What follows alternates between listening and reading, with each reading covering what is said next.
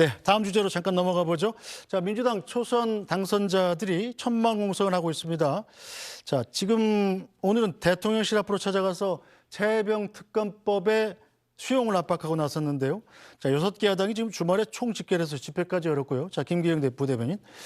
야당이 지금 190 아니겠습니까? 네. 범야권으로. 네. 자, 그런데 임기 시작도 하기 전에 이렇게 장외 집회에 나서는 게 맞느냐 하는 비판이 여당에선 나오고 있는 거죠. 네, 그렇습니다. 어떻게 보면 그 농성이나 집회 시위 같은 경우는 어떻게 보면 약자의 권리, 약자의 목소리를 대변하기 위해서 하는 건데 누가 봐도 힘세고 근육이 센 야당이 처음부터 당선인들이 이렇게 먼저 한다는 거, 그리고 초선들이 이렇게 한다는 거에 대해서 여당이든 아니면 국민 입장에서 볼 때는 이것 좀 과한 거 아니냐. 소위 말해서 물 들어오니 노를 젓는다. 그런데 결국은 그러다 보면 과하다 보면 배가 산에 가는 경우가 있거든요. 그리고 무엇보다도 최상 그 해병대원 특검에 대해서 국민들이 생각하는 바가 있습니다. 다만 저는 대통령이 무조건 거부하는 게 아니라 숫자를 본 다음에 문제가 있으면 나부터 이거에 대해서 주장을 하겠다 얘기를 하지 않았습니까? 그렇다면 이게 뭐 아주 한 달, 두 달 동안에 갑자기 바뀌는 게 아니라면 기다려보고 하는 것도 괜찮은데 여당이 볼 때는 뭐냐면요. 이게 특검이라는 것이 어떻게 보면 진실을 파헤치는 그런 과정의 길이 아니라 그러니까 대통령을 상정하고 소위 말해서 지금은 탄핵이란 말이 너무 쉽게 나오거든요. 결국 그 탄핵을 위한 그런 길에 이분들이 지금 다 누구보다도 어떻게 보면 명심해, 그러니까 이재명 대표의 눈치를 보고 적극적으로 행동하는 행동대원처럼 비춰준다 이런 부분이 있기 때문에 저는 이거는 국회 내에서 협의를 통해서 찾을 수 있는 건 할 수 있고 저는 이태원 특별법 보면 문제가 그러니까 이견이 굉장히 크다고 했지만 결국은 압수수색 영장을 청구하는 의뢰하는 그런 부분과 불송치된과 수사 중지된 사건에 대해서 직권으로 수사할 수 있는 것들을 양보하지 않았습니까? 그러면서 여야 합의된 거를 여야 협의로 추천할 수 있게끔 했고요. 그다음에 12개월 부분도 3개월 더 연장을 시켜서 합의를 했습니다. 이런 과정도 충분히 할 수 있는데 여당이 대통령의 입장을 사실상 거부라고 단정짓고 계획대로 끌고 가는 건 좀 목적이 다분히 탄핵에 놓여 있다. 저는 그렇게 보고 있습니다. 네, 자, 김기영 대변인 지금 대통령을 탄핵하기 위해서다라는 게 주장인데, 자, 그렇습니까? 민주당? 아니죠. 이거는 모든 빌미를 대통령이 제공하고 있는 거예요. 전 다른 사안에 대해서 민주당의 과도한 부분은 제가 굉장히 비판적으로 얘기하지만 이 부분은요, 총선 민의에 의해서 이미 결정이 난 겁니다. 그리고 정의를 추구하는 데 있어서 대통령과 국민들의 인식차가 너무 뚜렷한 거예요. 결과를 보고서 미진함하자고요? 결과 나오면 그걸 미진하다고 생각하겠습니까? 지금의 대통령이? 국민들은 그렇게 생각하지 않는 거예요. 이 과정도 지금 미진하다고 지금 보는 겁니다. 과정도 미진하다고 보니까 그걸 하라고 총선에서 심판을 했어요. 이거 우리가 다 알잖아요. 3월 초반만 해도 압도적으로 가던 여당이 이종섭 대사 임명을 한 것이 논란이 되면서 급반전이 되면서 180도 바뀝니다. 요 전까지는요, 저희가 다 어렵다 그랬어요. 저희가 110석 얘기 나왔었어요. 그럼 이 총선 민의에서 이미 결정이 다 난 겁니다. 그런데 이것을 갖다가 계속 지체시키겠다? 지체된 정의는 정의가 아니라고 말하는 게 누굽니까? 법조인들입니다.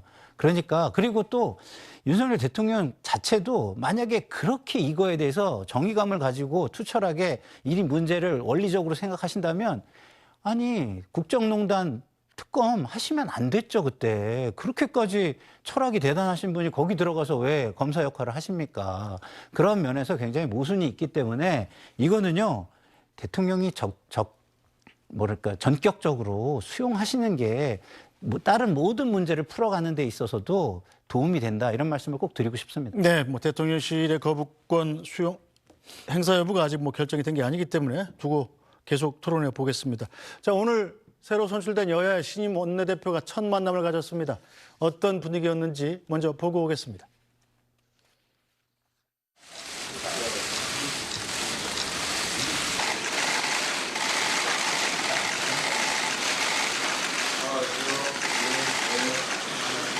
원내대표 선출을 축하드립니다.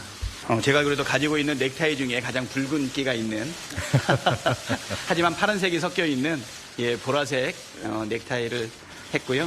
네, 오늘 신경을 좀 썼습니다. 네. 저보다 약 일주일 먼저 선출되신 우리 박찬대 원내대표님 진심으로 축하드리고 박 대표님 잘 모시고 소통하고 그래서 국민들께서 바라는 그런 의회 정치의 모습을 보여드릴 수 있도록 하겠습니다. 저기 본격적인 대화는 뭐 비공개를 통해서 하겠지만 뭐 시급한 현안이 몇 가지 있기 때문에 뭐 간략하게 말씀을 드리면 지금 해병대원 특검법 때문에 많이 지금 긴장되고 있는 상황인데 총선 민심 수용 여부를 가르는 상징적인 사안이다. 그래서 국힘당이 대통령께 수용 건의하는 게 민심을 받드는 길 아닌가 조심스럽게 말씀드리고요. 원구성이 원만하게 잘 협의되기를 기대합니다. 인사차 오늘 이렇게 상견례 자리로 온 만큼 구체적인 사안에 대해서 이렇게 뭐 갑자기 훅 들어오고 또 제가 훅 뭐 제 견해를 이야기하고 하면은 우리가 더 이상 대화를 못하지 않겠습니까?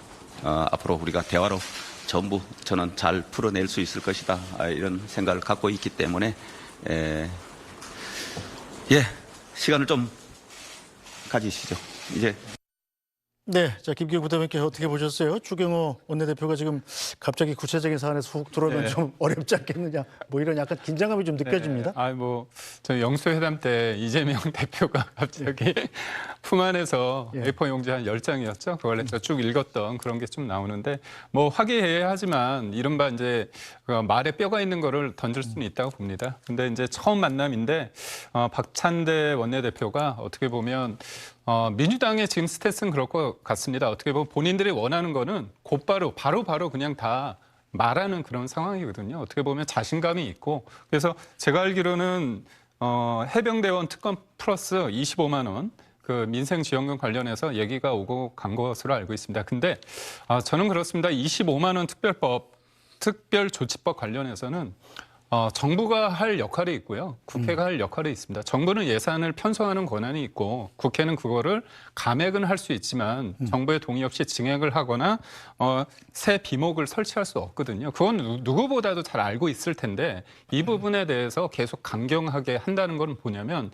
이 협치보다는 우리가 수가 많기 때문에 우리가 원하는 방식대로 하겠다는 겁니다. 이거는 단순한 법안이 아니거든요. 그래서 제가 볼 때는 만약에 진짜 해병대원 특검이 중요하다고 한다면 25만 원 이 부분에 대해서는 좀 양보를 하는 게 전략성도 맞고 네.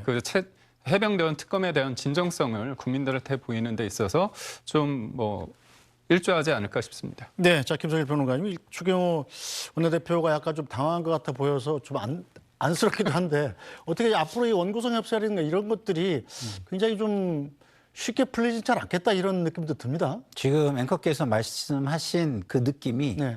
중도층 국민들의 느낌일 거라고 제가 생각을 합니다. 윤석열 대통령이 처음에 당선이 되셔가지고 이재명 당대표를 야당 대표로 인정을 안 했어요. 그래가지고 지금의 불행한 총선 참패로 전 이어졌다고 봅니다. 그러니까 지금 박찬대 원내대표의 모습은요, 협의와 대화 상대로 상대방을 존중하는 모습이 아니죠. 그러니까 어떻게 보면은 앞에 놓고 강성 지지층의 꼭두각시 역할을 하는 것처럼 거기에만 잘 보이려고 거기만 신경 쓰면서 대화를 하는 것 같잖아요. 그러면은 그게 국민의 대표입니까?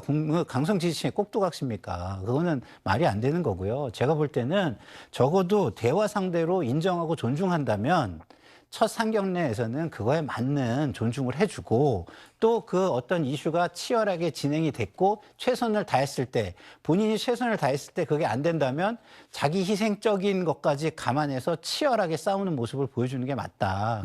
지금 마치 힘이 있는 듯하게 상대를 조롱하듯이 저렇게 얘기하는 거는 상대를 대화 상대로 존중하지 않는 모습으로 중도층은 여길 수 있는 우려가 있다. 이렇게 말씀을 드리고 싶습니다. 네.